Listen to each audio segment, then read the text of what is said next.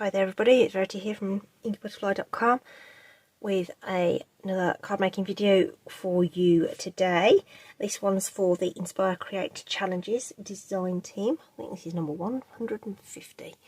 And this time we are casing a designer, and this time it's Hannah, one of our other design team members. So Hannah McCurley, Stampin' by Hannah, is her sort of blog links, and you'll find her on social media everywhere at Stampin' by Hannah. So she has a very definite style, which you'll see if you hop along to any of her social media. And today we're recreating a design of hers that you'll see in the associated blog post, which is in the link. So if you just pop along to the Inspire.Create.Challenges blog link that's in the description, you'll see the actual inspiration for this. So essentially she's layered up some colours, and I think her sentiment's in a circle if I remember rightly. So taking that sort of that card design and sort of putting my spin on it, and this is what I've come up with in terms of my sample. So it's Cheerful Daisies I've used. I think Hannah used the Nature's Prints with all the leaves and things in it, and a lovely splatter stamp, as I recall. So I've opted for this one, and it's got the sentiments as well, so it's all one stamp set. There isn't any other stamp sets to bring in.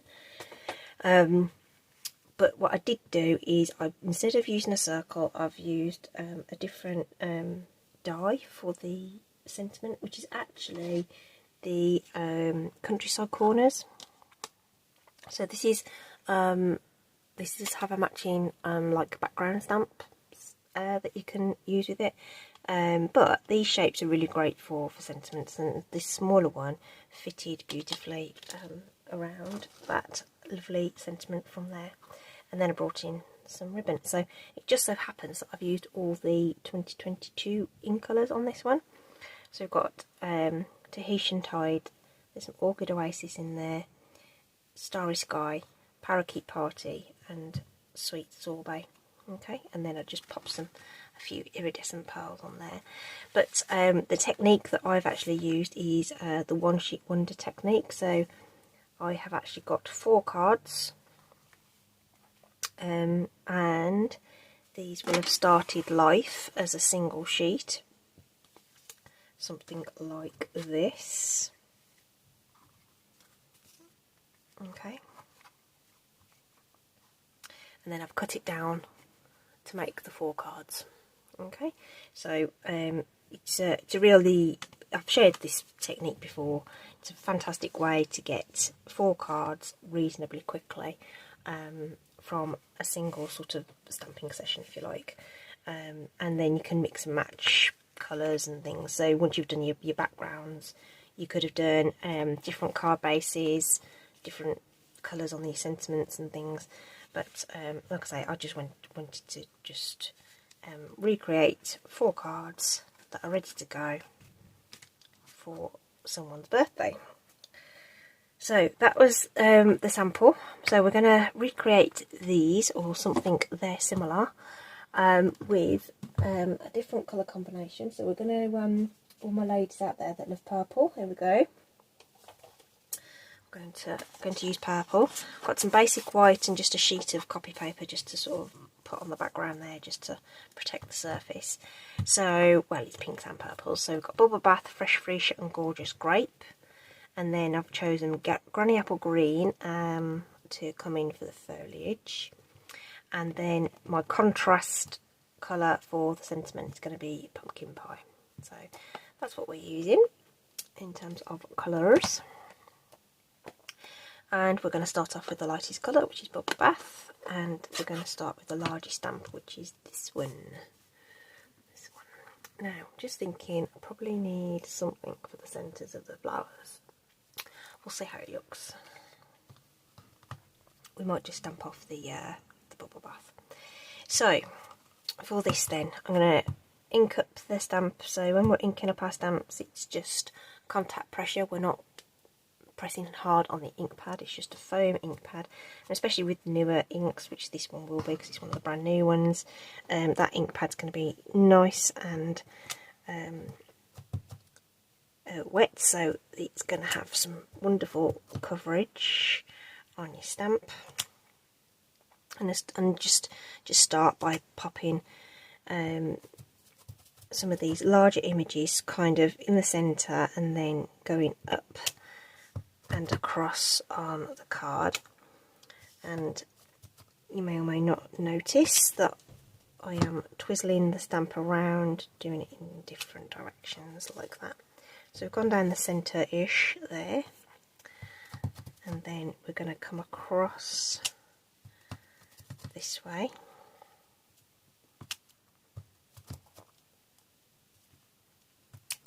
Like so, and then we'll come across this way.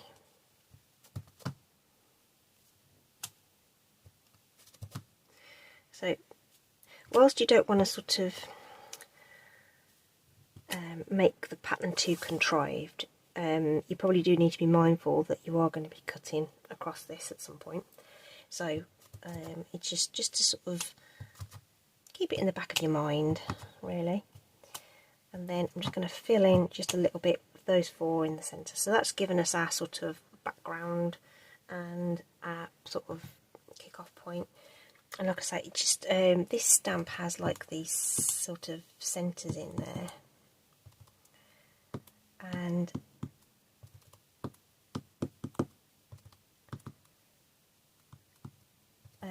they just look a little white, really. I don't really want to go full strength on the on this, and I don't particularly want to bring in any of our other stamps either. Sorry, other inks I should say. So I'm just going to take off the first lot of ink and put a couple of generations of extra ink in the middle there. And whilst it is subtle, to the point that I'm actually struggling to see which ones I've done and which ones I haven't, it's surprising how much of a difference it actually makes to the whole kind of look of it. Okay, I think the white light that I work under probably is making that look a lot lighter anyway.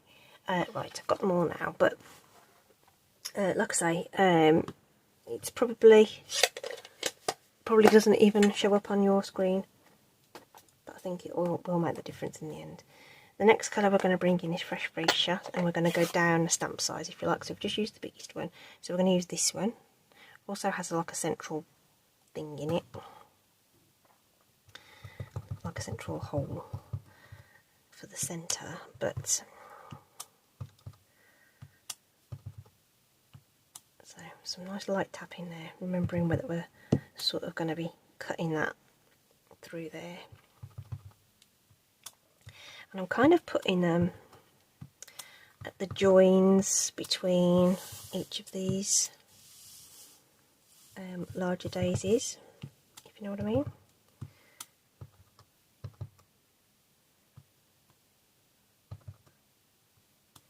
Like so, and then pop one on the end, because you never know, it might end up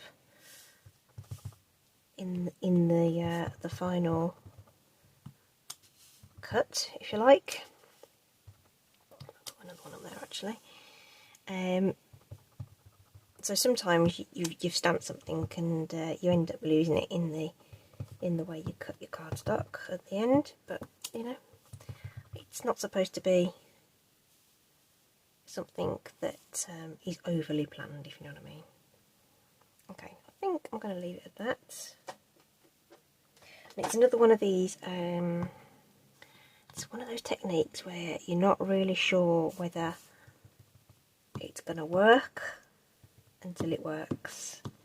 And when I was making the sample card, I thought I'd made a mistake with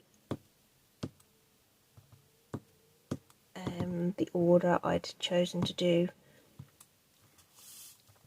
some of the colours, but So again, just using some second generation ink to just take the whiteness out of those centres. It's super subtle.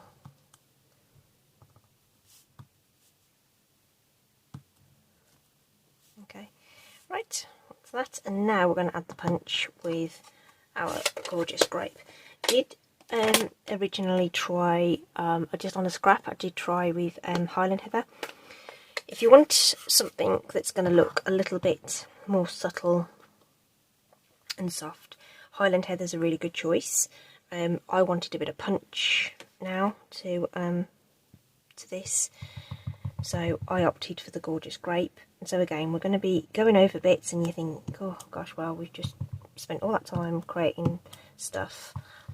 But that's how this technique works, okay? And you'll see now, just sort of eyeballing where there's some gaps, some opportunities to fill that in,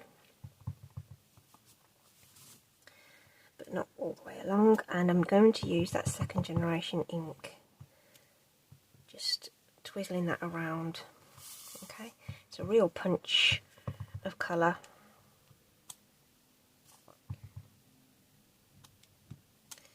That we can add with this. Like I say, if you think this might be a little bit too heavy for you, Highland Heather would be a really good option as well. Okay, go that way.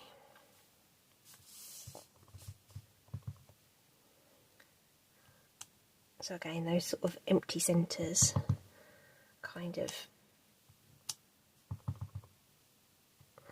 end up having a bit more interest in them anyway as we build up the pattern on the background. Okay, so it's really super random and everything, but like I say, that's the whole point of the exercise. It's just to chuck stuff at the page. And I think I like that. Granny Apple Green.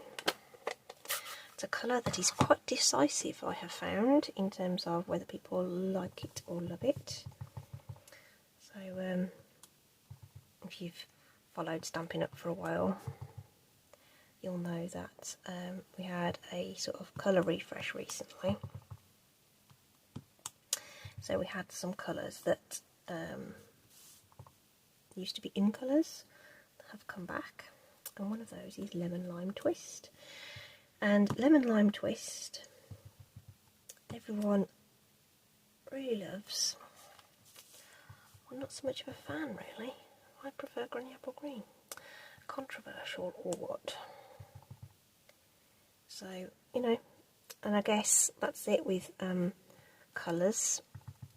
Everyone has very clear taste, and you're not gonna know everybody likes everything. Though I do find that generally my purple cards are crowd pleasers, with certainly with my audience anyway. Okay, so let's chuck another leaf up there. Let's just pop something in up here, just in case. Maybe something here. Oops.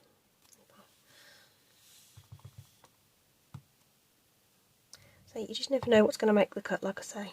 So, you know, just sort of build that up. And there are sort of arguments for just popping a few. Oh dear, must have, because I'm not looking at where I'm pressing on the ink pad. I must have completely missed it. I'm just sort of looking at my project instead of looking at the ink pad. Maybe there, and there, maybe there, and there. And of course this technique, well, the queen of one sheet wonders, is Artful Stamping by Ruth. So if you really like this kind of thing, she is the person to watch for loads of ideas on how to use this technique. And I've seen some of her videos, and you think to yourself, I don't know where this is going, but, and I'm sure she does too, but in the end somehow they just all work out. So now we've got that. Oh, timber, I've just knocked something over whilst I was reaching for my trimmer. So the next bit is cutting it up. Okay, so this can be a little bit scary because you've just spent best part of 10 minutes creating this background, and then you're going to start chopping it up. Okay, so for my cards, I'm doing what I call my full card layer. So it's all the way to the edge really, with just a little peak of the base cardstock poking through, which I haven't got out, which I've just thought of just this minute. So the dimensions, the markings on the trimmer are really, really nice and clear. So whether you work in metric or imperial, you've got lovely clear markings on there, and they're kind of they won't rub off the way it's been, I don't know, printed or coated or whatever it is they've done to it, but they won't rub off. So the width I need for my cards is 4 inches, which is lovely clear mark there. If you are a metric person, that looks like it's about 10.2, or it's 10.2 and a half, but really, okay. Hannah does metric, so if you look at her cards, she'll give you some metric measurements. So we're going to slice that at 4 inches.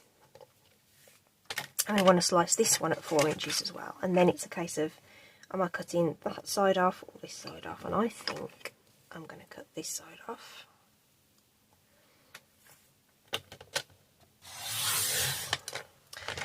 Now, what that means is I've now got this cute strip of stamped cardstock. That's being kept. And now we need to cut it the other way at 5 3/4. So again, 5 3/4 is just there, and that looks like it's about 14.6 centimetres on my track. So there we go. So that's 5 3/4, and that's going to slice around there. That looks nice. That's our first full layer that we've cut there. Lovely. And then you've got this one. Now to me it feels like it's quite heavy at the bottom. Yeah. So I'm going to chop it at the bottom.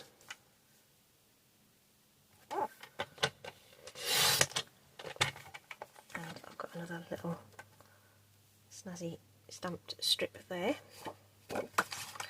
And we can do the same with this one. 5 3/4 is going to end up there. Let's have a look at what 5 3/4 on this one looks like first. Yep. So they're both quite deep at the bottom. That's fine. So let's chop this one at the bottom as well. And got another nice little decorative bit there. So there's our 4 little bits that we can now, so end up with 2 in this orientation and 2 in this one. Ooh, little fluffy bit there. Okay. Voila. And because I haven't got my cardstock out, I need to grab a card base. Now on my sample I've used the darkest colour, which in this case is Gorgeous Grape. Now I don't know whether I've actually got any Gorgeous Grape. Oh, here I have. So to make 4 card bases I'm going to need 2 sheets of this.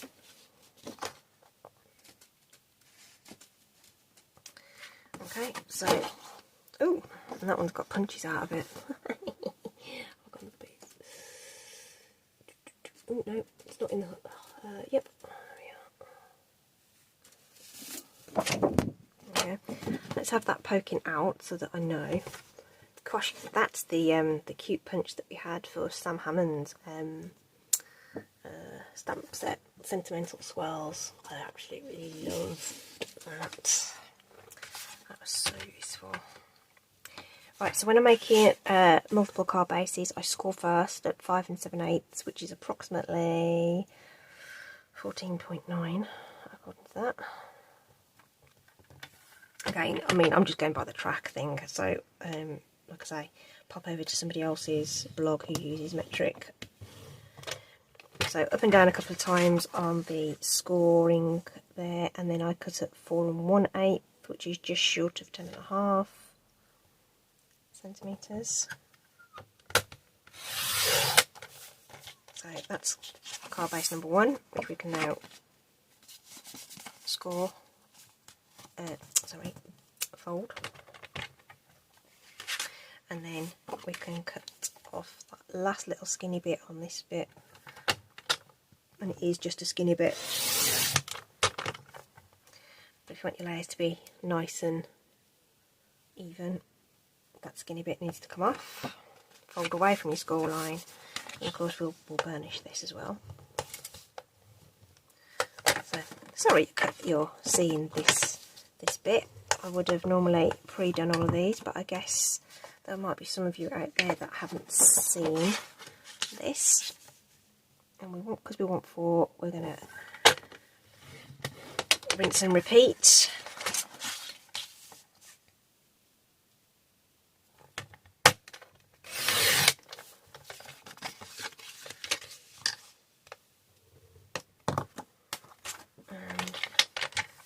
Slither off the end of this one.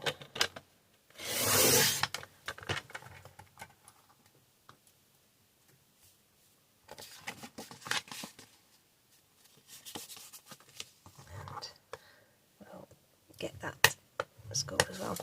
You might sometimes get a raised edge when you're cutting off that skinny bit, so just run over it with your bone folder,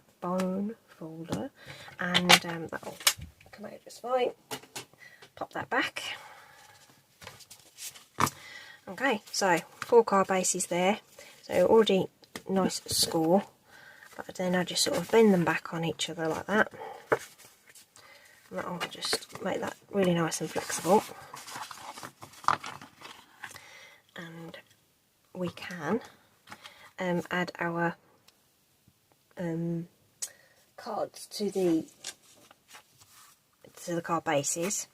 Entirely up to you whether you want. You know what? I'm not gonna add to it. Hannah did some ink blending over hers. I'm going to skip it. If you want to do it, then go ahead. I don't think it needs it on this particular occasion, and we're going to pop that onto our card bases. As I say, if you line up your bottom corners like that, or if you're right-handed, both myself and Hannah are left-handed actually. It's quite funny watching her videos. I think something doesn't look quite right, and it's because she's left-handed, because so many people are right-handed. It's funny. So I hold it in my dominant hand, line it up at the bottom here, and when I'm happy that those 3 edges are straight, I drop it down.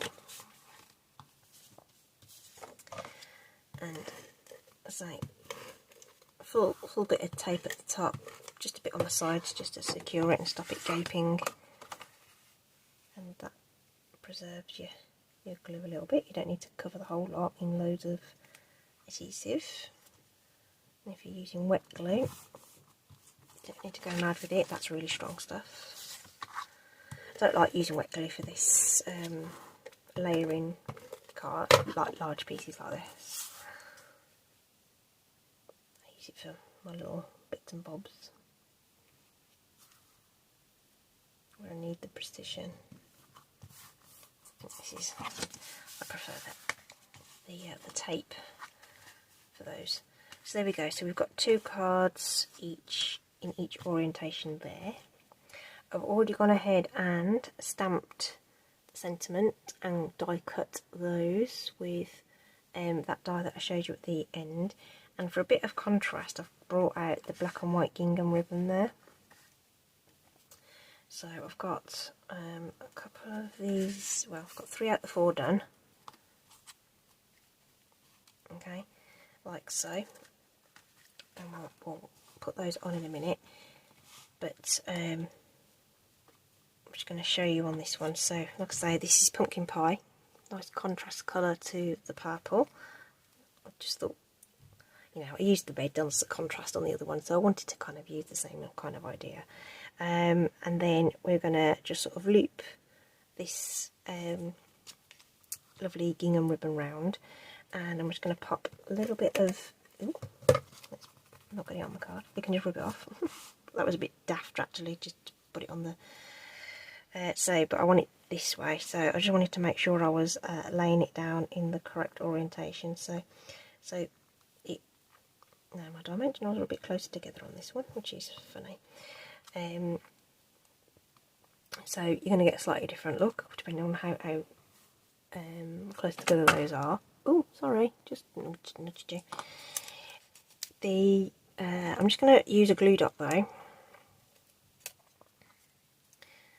which is going to help secure that ribbon in place, because there is just a little risk that that's going to come away from that adhesive because it's only partially stuck down with the seal on the back.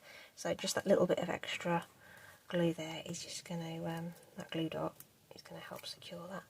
So now we can take off our dimensionals. I am popping a little bit of wet glue on there because what I want to be able to do is just eyeball that a little bit. Ooh, what's that one? Stuck to my desk. Bit of glue. Just going to eyeball this a little bit because I want to get it kind of even on the sides. I just think it's going to look a bit odd if it's not straight. So having that wet glue on the back, like I say, it has its uses, wet glue, just gives you the opportunity to make sure that it's lined up exactly where you want it to be, and then we can just snip the ends of the ribbon accordingly. Alright, so we can now do that across the board with these.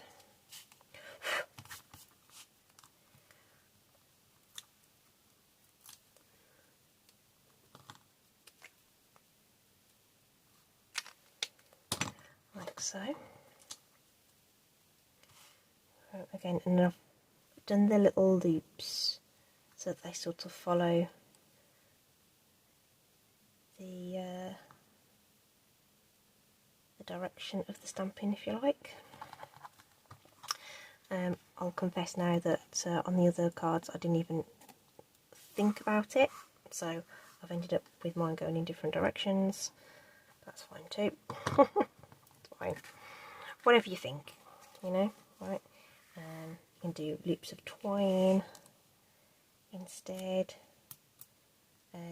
On the original sample I actually used the Sweet Sorbet ribbon, the in-colour ribbon, which, if I'm honest, I don't even know whether it's still actually in the catalogue. I think it is. I can't remember whether they carried it over or not. But anyway, whatever you choose, you know, it's either going to be something that contrasts or complements.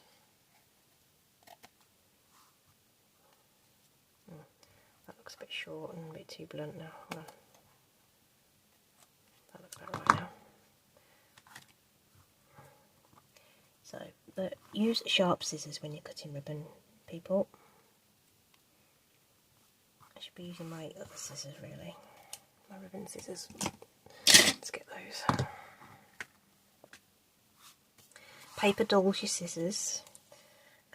So I have a pair of these sort of really nice sharp kind of kitchen scissors, which I'll keep for ribbon. My paper snips are for my paper and my cardstock, and then that little pair that I was just using is actually my sticky scissors. So they're the ones I use for gunky stuff, and then when they get too gunky, WD-40 is brilliant at getting the sticky off, and it also prevents them from getting super gunky so fast, if you know what I mean. Takes a lot longer for them to get to a point where they can't move. Okay, right, so there we go. Could add some sparkles to these, couldn't we, as they're out. And the iridescent pearls that I've put somewhere are really good for this because they've got that sort of blue and pink kind of hue to them, so they're going to look smashing in there with these colours. My little trio of pearls. So these only have 2 sizes, you know, the other pearls that we used to carry had 3, but there's just the 2 sizes, so we're just going to use a large and a small, and then a little one off here, just to sort of tie it all together. And like I say, they've got those sort of pink and blue sort of hues to them, so they kind of tone into the project quite nicely. And it's a kind of another little added little thing that once they're in your hand, the cards are in your hand, that you notice them. You may not necessarily see them like that, certainly these ones anyway, but I think they're really pretty, really pretty. So there we go, 4 cards. Okay, it's you know, what's taken about half an hour to do those, hasn't it? Okay, and I had to cut the cardstock, the cards as well. The only thing I did in advance was a bit of die cutting. So yeah, so give yourself, you know, 45 minutes to 1 hour, and you can get these done. And if you wanted to, I mean, you could have done that stamping twice, and then made a whole batch of things. So it's a really good way to just get a whole load of cards done. Okay, so don't forget, this is part of the Inspire.Create challenges this time round. We are casing Hannah McCurley at Stampin' by Hannah. The links are in the description. I hope you've enjoyed it, and I hope you'll have a go. Thanks ever so much for joining me. Stay safe, take care. Bye.